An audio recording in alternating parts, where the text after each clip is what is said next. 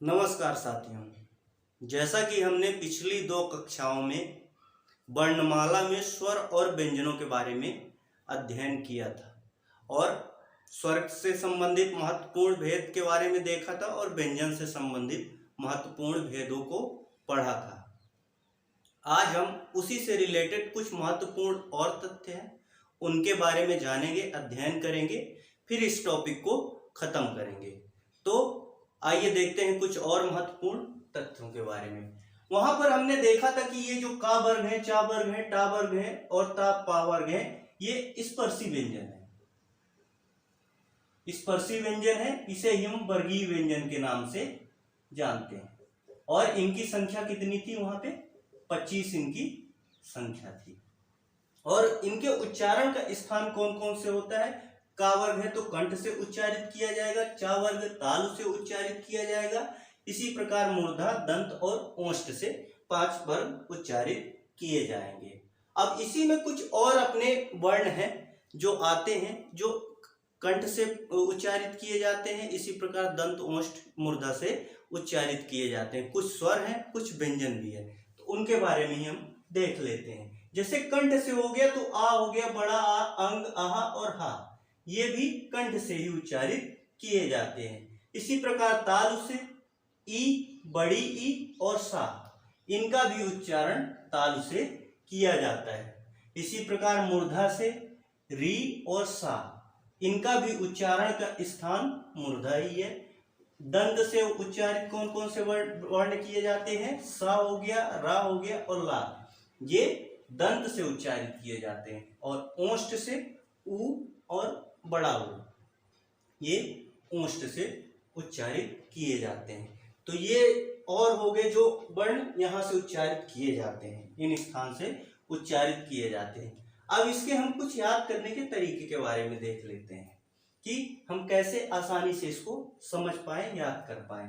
जैसे का वर्ग कंठ से उच्चारित किया जाता है तो इंग्लिश के इसके फर्स्ट लेटर के से लिख देते हैं, ठीक है। और चा वर्ग को तालु टी से लिख देते हैं। इसी प्रकार मूर्धा को यम से और दंत को डी से और ओष्ठ को ओ से लिख देते हैं। तो ये तो हमको पता चल चुका है कि पहले का वर्ग है, फिर चा वर्ग है, फिर टा, फिर ता और पा वर्ग है। इस प्रकार 5 वर्ग है। तो इसके उच्चारण का स्थान भी हम उसी क्रम में रख देते हैं, के टी एम डी ओ। अब इसके शॉर्ट फॉर्म को हमने देख लिया है, तो फिर हम फुल फॉर्म को समझ पाएंगे। के से कंठ हो गया, टी से तालु हो गया, दूसरा वर्ण तालु से उच्चारित किया जाएगा। इसी प्रकार यम मूर्धा हो गया तो ये तीसरा वर्ण है, तीसरा वर्ग है, मूर्धा से उच्चारित किया जाएगा। और ता वर्ग है, दंत से किया जाएगा। इसी प्रकार पा वर्ग जो है ओष्ठ से किया जाएगा। का, चा, टा, ता और पा, ये वर्ग क्रम से उच्चारित किए जाएंगे। अब आगे हम देखेंगे कुछ वर्ण जो हैं वो 2 स्थान से, वो जो हम उनको उच्चारित करते हैं तो उसमें जो वायु है 2 स्थान को स्पर्श करते हुए बाहर निकलती है। जैसे दंत और ओष्ठ से उच्चारित होने वाले कौन कौन से वर्ण हैं अपने? वा और फा, दंत तथा ओष्ठ से मिलकर उच्चारित होता है। कहीं दंतोष्ठ भी लिखा रहता है कि दंत और ओष्ठ से उच्चारित होने वाले कौन कौन से वर्ड हैं? वा और फा जो है दंत तथा ओष्ठ से उच्चारित किया जाता है। इसी प्रकार कंठ और ओष्ठ से उच्चारित होने वाले कौन कौन से वर्ड हैं?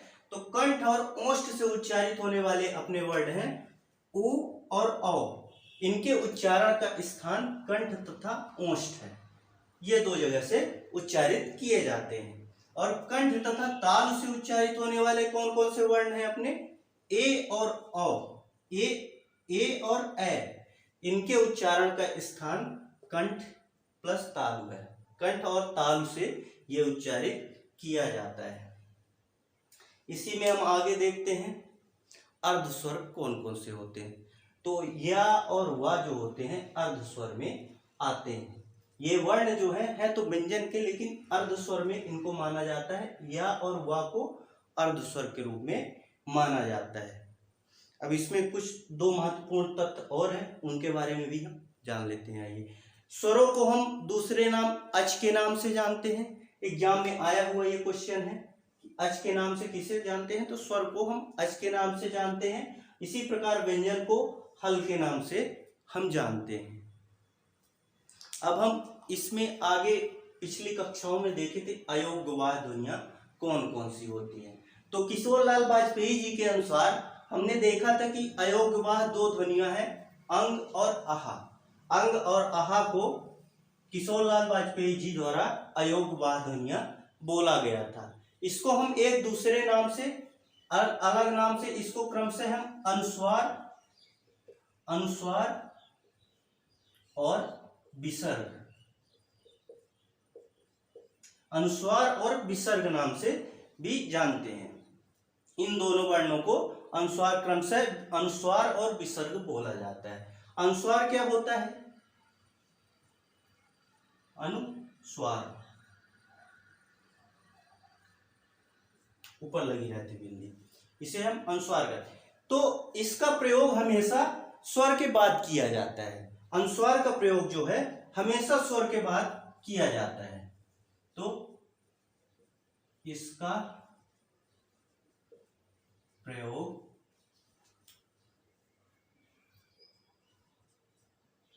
हमेशा स्वर के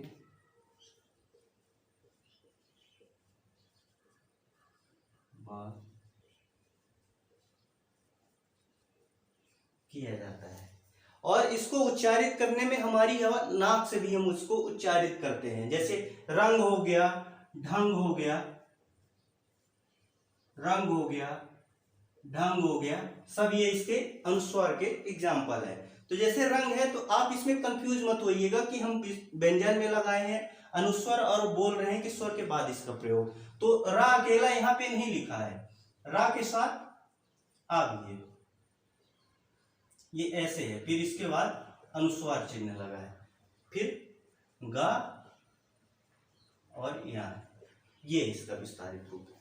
तो अनुस्वार का प्रयोग हमेशा स्वर के बाद किया जाता है और इसके उच्चारित हम करेंगे तो नाक से हवा वायु बाहर निकलेगी।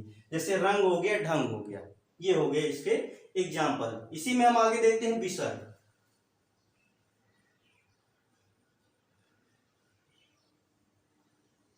विसर्ग, विसर्ग को ऐसे डिनोट करते हैं। इसको भी उच्चारित हम, इसका भी प्रयोग जो हम करते हैं, इसको भी प्रयोग स्वर के बाद ही किया जाता है।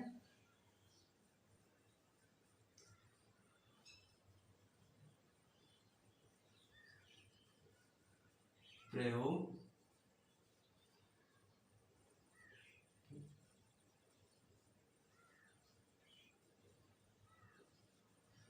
बात किया जाता है। इसका ज्यादातर उपयोग संस्कृत में किया जाता है, किया जाता था, अभी भी किया जाता है। जैसे एग्जाम्पल हो गया इसका अतः, स्वतः, ये सब इसके एग्जाम्पल हैं। और विसर्ग हमेशा अघोष और महाप्राण ध्वनि है। महत्वपूर्ण लगा के इसको आप नोट कर लीजिए। विसर्ग जो हमेशा है वो अघोष और महाप्राण ध्वनि है।